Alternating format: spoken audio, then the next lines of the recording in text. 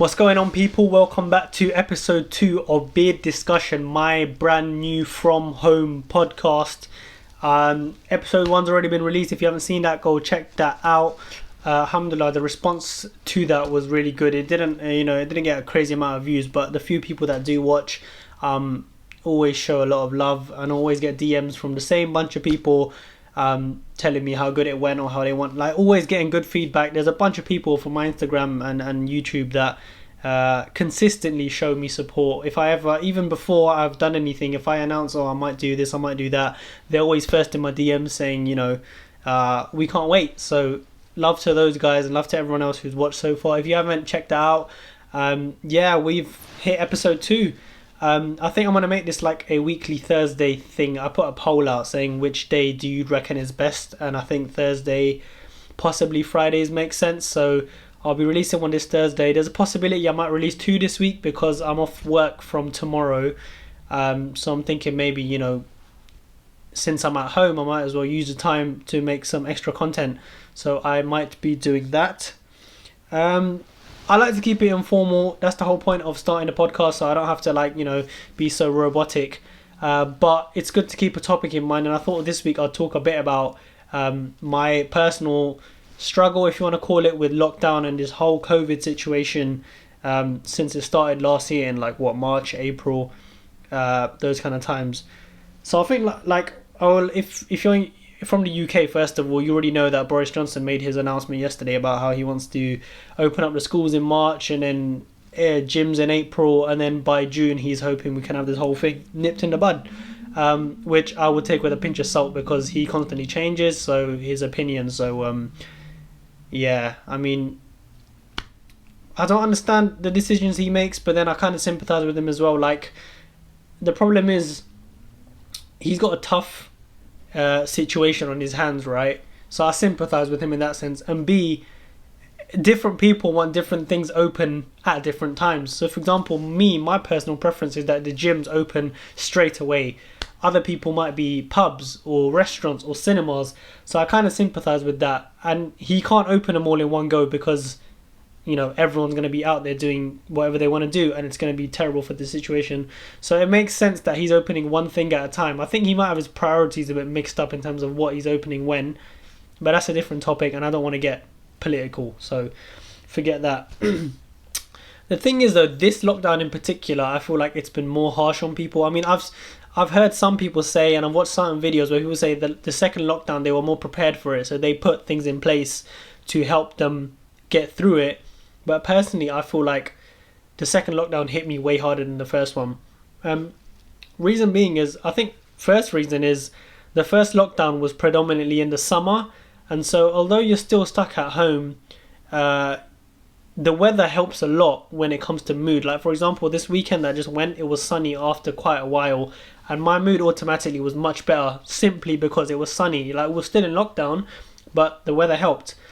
And secondly, because it was the first lockdown, I feel like, I don't know about you guys, but personally, not excited, maybe excited is the wrong word, but because I was like, oh wow, we're working from home, I'm going to be working from home, we don't have to, there's no work commitments, no traveling to work, all that kind of stuff. It was kind of like, oh, well, this is cool, bring it on. I want to spend more time at home, because in our normal routines, we're so busy out going work and school and college that for me, it was almost like, cool, we get to relax now.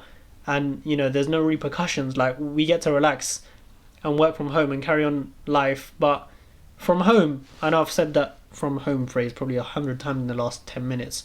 But yeah, I think the first lockdown, I was a bit more just like, oh, this is cool, man. It's going to be chilled out. It's summer.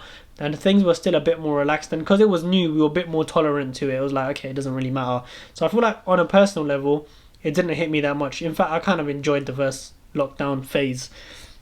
The second one, however, which is the one we're in now, I think this is the second one or third one. I don't know how many we've had, I've lost track, but I'm just calling it the second one. First of all, again, the season, it hit in winter when A, it gets dark quicker, B, the weather's cold, so people don't really want to go out as much, even if there wasn't a lockdown, and C, the days are shorter, essentially. So I feel like it was much more impactful because you're stuck at home. Even if you want to go out, it's horrible outside. and it gets dark so quickly. You just feel like the days are over and they're just going so quick. And so it hit much more.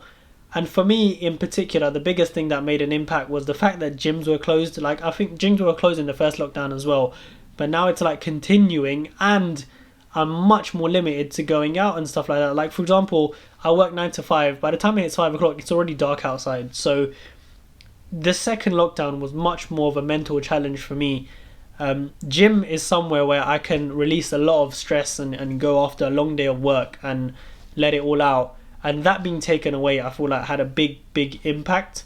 And like most people, I put things in place. I'm sure everyone did, to help cope. Like, I've started going on walks every single day, which I never did before. I mean, walks are a good thing to do anyway, but for me it was like, okay, I need some sort of way of getting out of the house, getting my mind off things. So I've become accustomed to walking now every single day. It's like routine. I have to do it, otherwise my day is difficult. But now it's gotten to a stage where even the walks are getting old. It's just like, it's getting boring almost, you know. Like, I feel like everyone's on the same page when I say, which is like, we're just sick of the scenario. And then there's the mental element of it. Like, it's crazy, but I feel like this whole situation has made me appreciate how tough mental illness and depression and these kind of things are. Like, it's not that I ignored them before, but being able to experience it firsthand, and I'm not comparing myself to those who have depression and mental illness because that's a serious subject, but it's very testing on the brain and the mind when you're stuck indoors 24/7, and there's no release, there's no way of letting it out, you know what I mean? I feel like I struggled mentally a lot. Like, sometimes it's not even things you can put into words, like, oh, this is why I'm having a mental struggle. It's not about that. And I feel like this is why I appreciate it now, because before, like, when someone tells you they've got depression or they're struggling mentally, a silly question, but a lot of people would probably think, well, what is it in your life that's creating that? You know what I mean? Like, there's got to be a root cause. But when you ask someone, oh, why? What's the problem? You can't always put that into words. It's not just as simple as, oh, this is the reason. Because if it was that simple, then all you'd have to do is just get rid of that thing from your life or change that, and essentially you'd feel better. But I've learned to realise that people who struggle mentally, people who suffer from these kind of things, it's not always one sole thing that you can just point at and say, yeah, that's what it is. Like, it's a combination of things. And I've started to feel that, like, I just feel weak in my head, honestly. And it might sound funny, but I really do. Like, I just stress over things that I can't pinpoint. Like, and I just, like, you know, it gets worked up. I get worked up easily now. Like, and there's certain days where I'm just like, okay, I don't want to interact with anyone. Especially, I feel like, because we're all stuck at home. Although family, like, obviously family is people that you love, yeah. Being stuck around anyone for too long, you know, it can get aggravating. Like, imagine you're stuck with the same people 24/7, and yeah, you might live with them before, but now, like, by force, you're not going out to work, you're not going out to the gym, you're not going out to, you know, socialize with friends or whatever. So now you're stuck in the same four walls with the same people constantly. It really does take its toll. And I don't want to go into, like, from a male perspective too much. I don't want to make this podcast about male like mental health, but I just feel like, being a male, I can sympathize now much more with when people say, like, men don't get the same kind of appreciation for their mental health. Like, it's almost like, oh, you're a man, just, you know, man up and deal with it type thing. I'm not going to make this podcast sexist, because that's not where I'm trying to go with this, but everyone's mental health matters equally. But I kind of, being a man, I can relate to that much more. Like, I feel much more conscious of letting on that I'm upset or I'm struggling. You know what I mean? I don't like doing it because I feel like people are going to look at me differently. And I'm sure there's so many people that can relate. Like, even something as simple as, and I know this may be a petty example, but, like, for example, say I'm having a bad day, right? And I see a quote on social media and I'm like, oh yeah, this describes my day perfectly. I might post it, and then literally a couple of minutes later I take it down because I'm like, oh, people are going to see this post and they're going to think, oh, like, what the hell's wrong with this guy? Like, why is, you know, he's acting sad, or he's acting upset, or, you know, man up. That typical phrase that you hear so much about, man up. I feel like that it really stops men from expressing themselves as much as they should, women as well. But like I said, I'm speaking from a male perspective, so that's why I sympathize with more. Not sympathize, but relate to more. So it's definitely been difficult, and I think I realize now that if the gyms were open, or if we were able to go out and stuff like that, that doesn't necessarily mean that it's going to take away from what you feel in your head, because essentially what I think I've learned to realize is that doing all these things and keeping yourself busy, you're essentially distracting yourself. Like, I saw a quote recently which says it's sad that you have to keep yourself distracted to stay happy, and that really took toll, because I thought that's essentially what it is. Like, right now we're not distracted enough. We don't have the gym to go to, we don't have cinemas to go to, we don't have people to meet up with. Essentially it's like, do your work or do your uni work or school work and wrap that up, and then you've got the rest of the day. But it's not like the rest of the day, oh yeah, I'm free, I can do what I want. It's like the rest of the day to just try and keep yourself busy as much as you can. And with the limited options we have now, I feel like everyone's really kind of starting to realize like how difficult that is. Like, when you don't have anything to do and you're struggling mentally, it really does take its toll on you. I feel like I'm speaking really fast, and I feel like I went into so much depth so quickly that I don't know, I just lost track of thought. But that's kind of what I wanted to touch on in this podcast, about how like the mental element of this whole thing is very difficult. Like I said, I love going to the gym and stuff, but I feel like I don't want to go back to the gym so much because of my physical health as much as mental. I feel like subliminally I'm so like worked up in my head, and I feel like a lot of people could probably relate that you're so worked up in your head, you really want to go back to the gym, but it's not so much the physical element of it, like, oh my god, I'm losing my gains, or I'm losing my muscles, or whatever, I'm losing my six-pack. It's more like you're so frustrated in your head, you're like, I need to go somewhere, I need to do something. And gym is the perfect release for most people. Like for me, for example, I'm naturally quite skinny, and so me not going gym has never been a major thing for me. Like, there's, even when gyms were open, it was like, okay, there were certain weeks where I'm like, I'm not going to go for a couple of days, but it's not the end of the world, because it's not like I need to lose weight, I'm putting it on. So if I don't go gym, essentially I'm giving myself more of an opportunity to put on weight, because I'm not exercising and I'm eating more. So for me, like, I really do want to go gym for the physical element, but more so for the mental element, because I just feel like that kind of release, that pressure, there's no way of letting it out at the moment, and so people express it in different ways. But I think gym is a big one for me. And we had that little phase in between the 2 or 3 lockdowns where it opened for a bit. And I remember the evening, I think it was a Sunday, when Boris Johnson announced the tier 4. Just before we had this lockdown, we had the tier 4, right? And the moment he announced it, I quickly put on my gym gear. I just put on my gym gear on instinct, and I was like, okay, I need to get one more workout in, because tier 4 kicked in from the Monday, the next day, right? So I was like, I need to get one more workout in quickly. And I remember pulling up to the gym, getting out my car, and I'm walking up the steps to the gym, right? And people are leaving, and I just thought, oh, you know what, they've probably finished their workout, they're leaving. And as I get to the door, the person who was working there was like, oh, sorry, we're closed. And I was like, wait, what? But tier 4 kicks in tomorrow. And he's like, oh, we sent an email out on short notice that the gym is closing at 8 o'clock today. And I literally got there 8 o'clock on the dot. So that was even more frustrating. I was just like, oh my god, like, if I had known tier 4 was coming, I would have known, okay, this is going to be my last workout, let me just do it, and then like settle down for a while.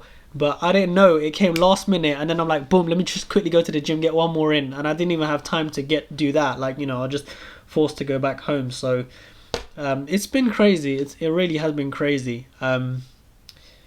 Yeah, I can see we've hit about 14 minutes, and I feel like I spoke so quickly that I probably said everything I wanted to say within a short space of time.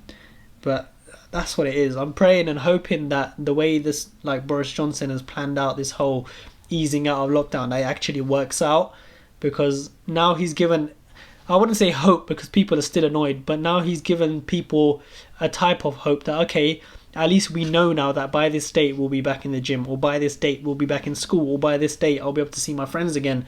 And if that fails as well, I feel like the public is just like a powder keg ready to blow at the moment. Like, People frustrations are high, understandably, and we need that bit of hope. We need that kind of light at the end of the tunnel to be like, okay, we're still in lockdown, but at least I know come April, come June, I'll be able to do what I want. A lot of people are saying now, if you go on Twitter and social media, a lot of people are like, oh, this summer's gonna bang, and I'm ready for summer, and okay, at least we got summer back. If we don't get this summer, I guarantee people are gonna be pretty peed off. I will be as well, to be honest. Like, how I see it is, up until like in April we got Ramadan for Muslims, right? So not saying I'm willing to be in lockdown till April, but if everything doesn't open up and go back to normal fully until then, I don't mind as much. But once like Ramadan's over, we'll be over that milestone. You got Eid, and then you got the rest of the year, and summer, and all these kind of like crucial moments during the year. So if after Ramadan it's still the same, that'll be difficult, because like last year Ramadan, I think we were in lockdown and we weren't even able to go to the mosque. Like right now, the places of worship are still open. Back then, even the mosques were closed. But as a result, I felt like it was one of the best Ramadans I've had recently, because it gave us so much time to focus on the essence of Ramadan and what the actual meaning is. And so it was really good. Like, we did Tarawih at home, me, my brothers, my whole family actually, my whole household. We did Tarawih at home as a family. We got to break fast as a family. Everything was done together, and it was really a blessing. So that's why I say, like, if this Ramadan as well is also in a similar situation, I don't mind as much. But post Ramadan, I would like to be out of this situation, because I need a holiday, man, and I need a gym, and oh my god, I'm telling you, I am so sick. like it's like I said, and I feel like a lot of people probably feel this way, but even the measures you put in place to help you through lockdown, they're getting old now. I've had enough of the walks. I've had enough of, oh mate. I could go on forever, as you can imagine. There's a lot to say about this, but essentially that's where I stand. Like, I understand that it's a very not dangerous, but it's kind of it's a what's the word? When you forget that word, and then oh my god, I need to remember this word as well. I'm not gonna be able to rest. It's a delicate situation that we're in. Yeah, like, you've got conspiracies about the actual virus itself. I'm not going to be that naive. I'm gonna, like, fair enough, the virus exists, right? I'm not believing in those conspiracies where they say it doesn't exist. It exists, and we got the vaccine now as well. However, I do appreciate it's still a very vulnerable situation at the moment, so we need to be patient as well. But naturally, frustrations are high. My frustration's high. Like I said, I'm struggling, really struggling, but I'm just hoping that the way he's planned out, that by May or June we'll be back to normal. If that's the case, then I'm willing to take it on the chin until then. But that's more or less what I have to say about this situation. Like, there's a lot more I could go into in depth, but I don't want to go in too much depth about how I feel. I feel like certain things are better kept to yourself. Like, certain things are just personal. I don't want to go into why I'm stressing and what I'm stressing over, and go too personal with it. But like, a broad level, that's how I feel. Like, yeah, I'm struggling like everyone else, but it is what it is. I mean, I'm saving a lot of money on public transport, and I'm spending that money on food, so it's not all bad. Like, I don't miss getting on a train at 7 o'clock in the morning. So, and the good thing is, I feel like this situation is really going to change work culture, which I think is needed, really needed. Like, for the company I work for example, this is definitely proven that working from home is an option. Lockdown, no lockdown, COVID, no COVID, that being in the office 5 days a week, 9 to 5, is a very traditional way of working. Like, we need to innovate a bit more, and as a result, work life has been great for me, alhamdulillah. Like, that is one thing I can't complain about. Work life has been amazing, because it's like I'm still achieving the same amount of work. My employer, my manager, is getting the same amount of work out of me, but I'm doing it comfortably in my own time. I can work when I feel most productive, and I don't have to stress about the commute and the amount of spending on the commute.